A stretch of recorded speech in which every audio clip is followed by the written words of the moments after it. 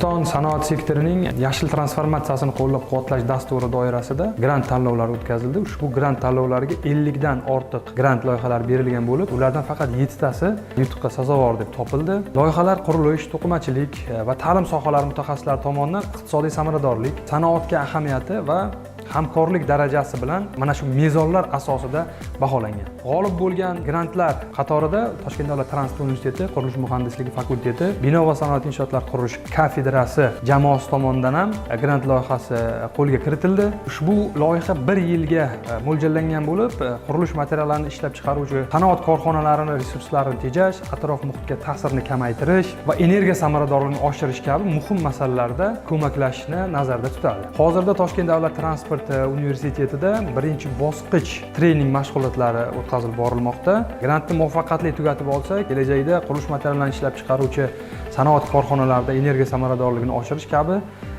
masalalarda yaqindan yordam berishimizga ishonaman.